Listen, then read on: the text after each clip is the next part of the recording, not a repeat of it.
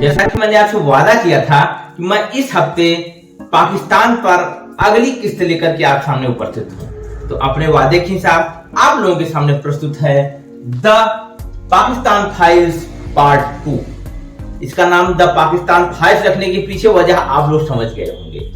Video की शुरुआत करता हूं स्वामी विवेकानंद की एक बात के साथ, एक वाक्य के साथ, एक विचार के साथ। स्वामी विवेकानंद ने एक बार कहा था कि हमने बौद्धिकता प्राप्त कर ली है, हमने समझ प्राप्त कर ली है, हमने कुछ हद तक विवेक प्राप्त कर लिया है, लेकिन अभी भी मानव को जानवर से मानव बनने में समय लगेगा। यह बातें बार बार प्रमाणित होती हैं। जिस प्रकार से इस समय के विश्व के राजनीतिक और आर्थिक स्तर पर आप देखेंगे तो कुछ लोगों की निजी महत्वाकांक्षाओं की वजह से, सत्ता लोलुपता की वजह से पूरा विश्व परेशान है। बात यूक्रेन रूस की आप कर सकते हैं, बात कर सकते हैं राजपक्षे परिवार द्वारा श्रीलंका को लूटे जाने की, जहां पर एक भयानक आर्थिक संकट खड़ा हो गया है। आप बात समझ सकते हैं पेरू में आम जनता के बिलखते हुए लोगों, भूख और दर्द से परेशान लोगों से। आप इसकी बात को अगर आगे बढ़ाना चाहें तो आप पाकिस्तान में भी जा सकते हैं, जहां आज ही के दिन वहां के प्रधानमंत्री को हटना पड़ा अविश्वास प्रस्ताव के द्वारा। पाकिस्तान में अब पहली बार हुआ है, इमरान खान ने समझिए एक इतिहास रच दिया है कि वहां के किसी प्रधानमंत्री को अविश्वास प्रस्ताव के माध्यम से पद से हटाया गया हो। आप कहेंगे पाकिस्तान से हमारा क्या मतलब? तो याद रखिए अटल बिहारी वाजपेयी ने कहा था कि हम अपने दोस्त बदल सकते हैं, अपने साथी बदल सकते हैं, लेकिन अपने पड़ोसी नहीं बदल सकते। आप लोगों का औपचारिक स्वागत अभिनंदन करता हूं मैं। स्वागत अभिनंदन आभार स्वीकार करिए अपने दोस्त रसल रघुवंशी का नमस्कार। पाकिस्तान बनने के बाद से बार बार वह प्रमाणित करता आ रहा है कि पाकिस्तान का बनना भारतीय इतिहास या भारतीय भौगोलिक बंटवारा ही नहीं था, एक ऐसा त्रासदी पूर्ण बंटवारा था जिसके जख्म आज भी कुरेदे जाएं और जिससे जख्म आज भी हरे हैं। पाकिस्तान जब से बना है 33 सालों तक वहां पर मिलिट्री रूल रहा, डायरेक्ट मिलिट्री रूल रहा है, और उसके बाद भी उस देश ने 22 प्रधानमंत्री देखे हैं। और आम चुनावों की गणना ही न की जाए तो बेहतर होगा, क्योंकि 1985 से 1993 के 10 वर्षों में ही लगभग 10 वर्षों में ही 4 आम चुनाव हो चुके थे। हम पाकिस्तान को समझना चाहेंगे क्योंकि हमें सीख मिलेगी कि वह गलतियां हमें नहीं दोहरानी है जो पाकिस्तान बनने के बाद उसने दोहराई, और आज वह एक भयानक आर्थिक संकट पे गुजर गया है। 2018 में उस पर 18 ट्रिलियन पाकिस्तानी रुपीस का कर्ज था, आज वह बढ़कर के 42 ट्रिलियन पाकिस्तानी रुपए बन चुका है। एक घोर आर्थिक संकट में जूझते मुल्क को सियासत चमकाने के लिए, सत्ता के लिए क्या संघर्ष हो रहा है आप पिछले हफ्ते से देख रहे होंगे। 3 अप्रैल को जब मैंने इस वीडियो का फर्स्ट पार्ट डाला था, उसी दिन अविश्वास प्रस्ताव आना था नेशनल असेंबली में पाकिस्तान के, लेकिन वहां के स्पीकर साहब ने यह कहकर के ही खारिज कर दिया कि किसी विदेशी साजिश की वजह से यह अविश्वास प्रस्ताव लाया गया है। उसके बाद वहां की सुप्रीम कोर्ट ने शो कॉज मोटो लिया, अपना स्वतः संज्ञान लेकर के इस केस को आगे बढ़ाया और 7 अप्रैल को जाकर के निर्णय दिया, वर्डिक्ट दिया कि 9 अप्रैल को अविश्वास प्रस्ताव सदन में लाया जाएगा और उसका जो निर्णय होगा उसी हिसाब से प्रधानमंत्री चुना जाएगा। अपने सारे पैतरे, अपने सारे दाव खेले इमरान खान ने, जहां तक संभव हो सकता था सेना से, अन्य मार्गों से, नीति कुनीति, साम दाम दंड भेद, विदेशी साजिश पत्र का दिखावा, सब कुछ करके उन्होंने पूरा प्रयास किया कि मैं अपने पद को किसी तरीके से बचा के रखूं, लेकिन उन्हें अपने पद से हाथ धोना पड़ा। और आज सुबह जो वहां से खबर आई है उसके अनुसार 174 वोट अविश्वास प्रस्ताव के पक्ष में पड़े और उसके बाद इमरान खान को अपनी सत्ता से, अपने पद से हाथ धोना पड़ा। इस बीच पाकिस्तान में भारी अनियमितता, भारी जनाक्रोश लोगों में और बहुत जन समर्थन भी जो अविश्वास प्रस्ताव के पक्ष में उनके बीच है, एक टकराव की स्थिति पाकिस्तान में पैदा हो गई है। उसका असर हमारे देश में भी पड़ेगा, आप चाहे ना चाहे उसका असर पड़ता है। जिस प्रकार से सेना चीजों को अपने हिसाब से ढालने के लिए वहां पर राजनीतिक परिवर्तन करती है, उसका असर हमारी सीमाओं तक आता है। वह तरह तरह की बमबारी और गोलाबारी करती है जिससे हमारे देश के लोगों को हताहत और हमें परेशान होना पड़ता है। हम पिछले वीडियो से शुरुआत करना चाहेंगे एक बार फिर से, जब बेनजीर भुट्टो किसी पाकिस्तानी बहुल देश की पहली महिला प्रधानमंत्री बनी थी। आप समझ सकते हैं कि एक बहुत बड़ा इतिहास रचा गया था 1988 में 2 दिसंबर के दिन। लेकिन यह लंबा सफर नहीं चल सका, क्योंकि गुलाम ईसा खान 1990 में भ्रष्टाचार का आरोप की वजह से बेनजीर भुट्टो को हटा देते हैं और उनके अविश्वास प्रस्ताव लाया जाता है और उससे पहले ही वो इस्तीफा दे देती हैं। आज तक पाकिस्तान के इतिहास में कोई भी प्रधानमंत्री अपने 5 साल का कार्यकाल नहीं पूरा कर चुका है, जो कि आज आपने देख लिया इमरान खान के माध्यम से। और अपनी गद्दी को छोड़ना पड़ता है बेनजीर भुट्टो को। उसके बाद वहां चुनाव कराए जाते हैं। चुनाव के बाद 1990 में जनरल जियाउल हक के चेले कहा जा सकता है, उनके जिनके उस्ताद रहे थे जनरल जियाउल हक, वह नवाज शरीफ सत्ता में आते हैं और 1990 में ही वह वहां की संसद में, नेशनल असेंबली में यह प्रस्ताव पारित करवाते हैं, शरिया कानून को लगवाने के लिए अपने देश में प्रस्ताव पारित करवाते हैं। और इस प्रकार से, जो कि हुदहुद ऑर्डिनेंस के माध्यम से एक लंबे समय से, लगभग 12-13 साल से इस्लामीकरण का प्रयास किया जा रहा था, उसको एक नया स्थान मिलता है और पाकिस्तान में इस्लामीकरण न्यायालयों के माध्यम से लागू करवाने का रास्ता प्रशस्त होता है। परंतु यह भी रास्ता लंबा नहीं चला। 1993 में गुलाम ईसा खान ने नवाज शरीफ की सरकार को बर्खास्त कर दिया और अपने पद से इस्तीफा देते हुए बाहर चले गए सदन से, राष्ट्रपति भवन से, और पुनः चुनाव होता है। इस बार नंबर बेनजीर भुट्टो का आता है। बेनजीर भुट्टो प्रधानमंत्री बनती हैं और अपने विश्वस्त व्यक्ति फारूक लेघारी को वो राष्ट्रपति बनवाती हैं, इस आशा से कि यह व्यक्ति मेरा पिट्ठू है, मेरा गुलाम है और यह मुझे सत्ता में सहयोग करेगा। लेकिन पाकिस्तान की जो चाल चरित्र है वह शुरू से धोखा, फरेब, झूठ से भरा पड़ा है। उसकी एक वानगी आप देख सकते हैं। 3 साल बीतते बीतते फारूक लेघारी और बेनजीर भुट्टो के बीच तलवारें खींच जाती हैं और फारूक लेघारी बेनजीर भुट्टो को पदस्थ कर देते हैं, उन्हें सत्ता से हटा देते हैं और फिर चुनाव होते हैं 1997 में। और इस बार नंबर आता है नवाज शरीफ का। नवाज शरीफ पाकिस्तान के प्रधानमंत्री बनते हैं और उसी दौरान 1988 की मैं बात करूं, परवेज मुशर्रफ दूसरी तरफ से सत्ता के शीर्ष पर सेना में ऊपर चढ़ते जा रहे थे और लेफ्टिनेंट जनरल तक पहुंच गए थे उस समय तक।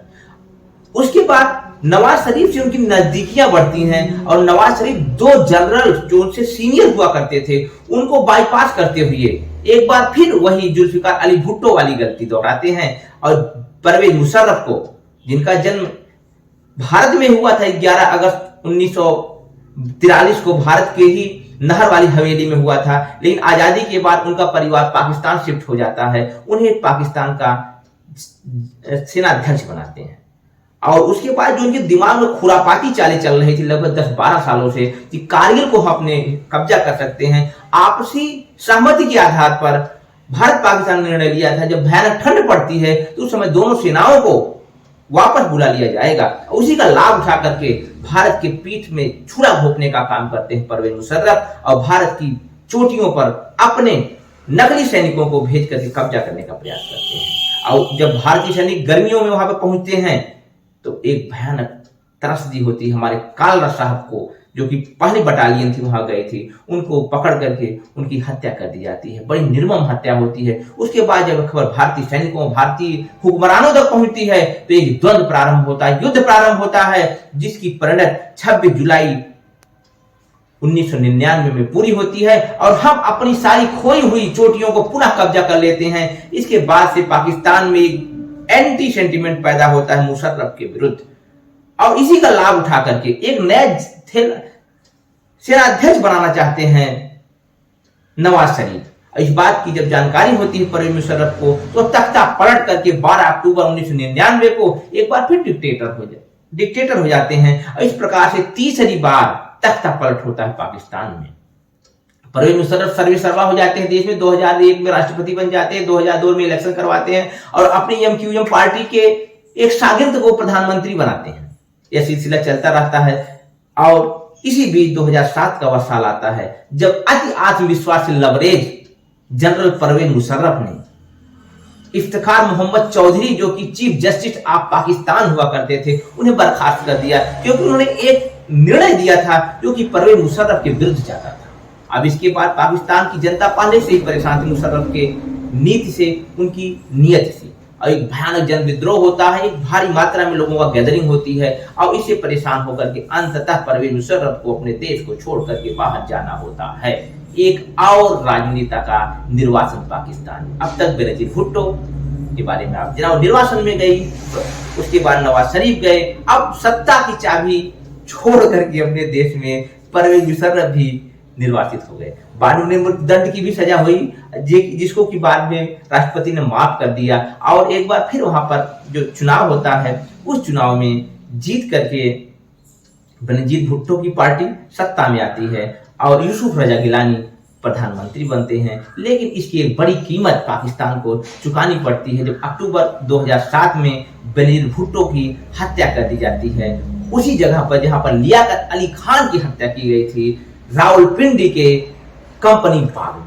इस प्रकार से एक अपने देश के वाकई यदि बेनजीर भुट्टो को आप पढ़ते हैं समझते हैं तो एक योग्य और बहुत ही समझदार महिला थी। वह चाहती थी कि पाकिस्तान में उन्नति हो, आधुनिकीकरण हो, नई टेक्नोलॉजी का विकास हो, भारत से रिश्ते सुधारे जाएं, जिससे कि दक्षिण एशिया में एक सौहार्दपूर्ण वातावरण उपस्थित हो। लेकिन मुल्लाओं, कठमुल्लाओं और आर्मी को बर्दाश्त नहीं था।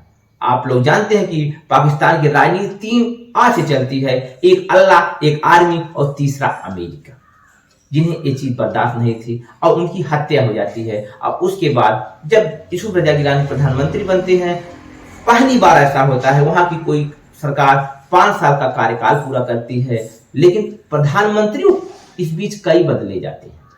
2012 में फिर चुनाव होते हैं, 12-13 के आसपास, और एक बार फिर मुस्लिम लीग नवाज शरीफ की सत्ता में आती है और नवाज शरीफ भी ज्यादा दिनों तक प्रधानमंत्री नहीं रह पाते हैं और 28 जुलाई 2017 को पनामा पेपर्स लीक का हवाला देते हुए वहां की सुप्रीम कोर्ट ने नवाज शरीफ को उनके पद से बर्खास्त कर दिया और एक बार फिर चुनाव की आहट पाकिस्तान में घंटियां बजाने लगी। 2018 जून जुलाई के बीच इलेक्शन होता है और 25 जुलाई 2018 को इलेक्शन के रिजल्ट डिक्लेयर होते हैं और एक नए हीरो के रूप में जिन्हें तालिबान खान कहा जाता है, जिन्होंने खैबर पख्तूनख्वा में अपने तालिबानीकरण को बढ़ावा दिया था, तालिबान को समर्थन दिया था और भयानक इस्लामीकरण का उन्होंने साथ दिया था, और साथ ही साथ इस कॉकटेल में वह आर्मी को भी खुश करते थे। इस प्रकार से 18 अगस्त 2018 को तहरीक इंसाफ पाकिस्तान के अध्यक्ष, पूर्व पाकिस्तानी क्रिकेट टीम के कैप्टन, वर्ल्ड चैंपियन टीम के कैप्टन इमरान खान प्रधानमंत्री के रूप में गद्दी पर बैठते हैं और उसके बाद पाकिस्तान भयानक आर्थिक संकट में गुजरता है। उनकी विदेश नीति ऐसी होती है कि ना तो चाइना के पक्ष में रह पाती है, ना तो अमेरिका के पक्ष में रहती है। इस बीच अमेरिका में चुनाव होते हैं और जो बाइडेन वहां के राष्ट्रपति 20 जनवरी 2021 को पद पर बैठते हैं और आज की डेट तक उन्होंने एक कॉल तक नहीं की है इमरान खान से। यह बातें समझ सकते हैं कि अमेरिका और पाकिस्तान के रिश्ते कितने गत मिल जा चुके हैं, जबकि दोनों अटैक अगेंस्ट टेररिज्म में या फाइट अगेंस्ट टेररिज्म में एक साथ मिलकर के लड़े थे मुशर्रफ की रेजिम में। और आज लगातार लोगों को प्रेरित कर रहे हैं इमरान खान कि हम एक नया पाकिस्तान बनाएंगे, एक नई सोच के साथ, एक नई जोश के साथ नया पाकिस्तान बनाएंगे। लेकिन नया पाकिस्तान बनते बनते वह खुद ही पुराने हो गए, पूर्व प्रधानमंत्री हो गए और सत्ता से जाते जाते उन्होंने यह बात कह के गए कि मैं फिर वापस आऊंगा, एक नया पाकिस्तान बनाऊंगा। आज वही इमरान खान बात बात का हमारे देश की तारीफ करते हैं। हमारे देश की स्थिति से यदि तुलना की जाए तो रूस के विदेश मंत्री हमारे देश की यात्रा पर आते हैं और आज ही के दिन हमारे देश की रक्षा मंत्री राजनाथ सिंह और विदेश मंत्री एस जयशंकर 2+2 की वार्ता के लिए वाशिंगटन डीसी जाती हैं। यह बातें बताती हैं कि हमारी विदेश नीति कितनी मजबूत शुरू से रही है, चाहे वह नेहरू का जमाना रहा हो, चाहे आज मोदी का जमाना हो। हमने गुटनिरपेक्ष की जो नींव रखी और उस पर जो चले वह हमारे इतिहास में एक नई उपलब्धि है और उसे हमें आगे बढ़ाना होगा। हम किसी के पाले में जाकर के बैठने की से बेहतर है कि हम एक तटस्थ रास्ता अपनाएं, जो गलत हो उसे गलत कहें, जो सही हो उसे सही कहें। हम दुनिया के दबाव में आकर के अपनी नीतियां, अपने लोगों के बारे में नीति ना बनाएं। यह पाकिस्तान का पार्ट 2 रहा, जिसमें आपने एक स्तर से पाकिस्तान के बारे में थोड़ा सा अपनी राय बनाई होगी। जल्द ही फिर आप लोगों के सामने एक नए इंफॉर्मेटिव वीडियो के साथ उपस्थित होता हूं। तब तक आप अपने अपनों का ख्याल रखें, और एक उम्मीद जो मैं हमेशा आपसे लगाता हूं कि आप इस चैनल को सब्सक्राइब करें, अपने दोस्तों में शेयर करें और अपने विचार से मुझे अवगत करें कि मेरे प्रयास को आप कहां तक न्यायोचित और उचित समझते हैं। इन्हीं बातों के साथ विदा लेता हूं, आपका दोस्त रसद रघुवंशी। नमस्कार।